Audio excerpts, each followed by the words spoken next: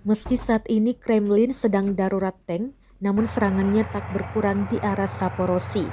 Salah satu yang rutin diterjunkan adalah tank T-72.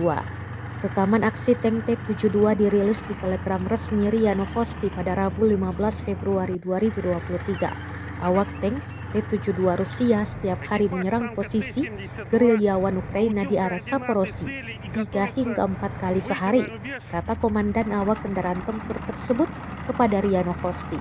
Tampak tank menembak dan diklaim tepat mengenai sasaran. Rusia telah kehilangan sekitar separuh dari tank-tank terbaiknya dalam setahun sejak mereka menginvasi Ukraina dan kesulitan untuk menggantinya, kata sebuah pusat riset terkemuka Rabu 15 Februari 2023. Di sisi lain, Presiden Ukraina Volodymyr Zelensky berterima kasih pada pasukan Ukraina yang mencegah Rusia mengepung Bakhmut. Pengepungan Bakhmut berarti penting bagi Rusia sebagai pijakan baru untuk menguasai Donetsk.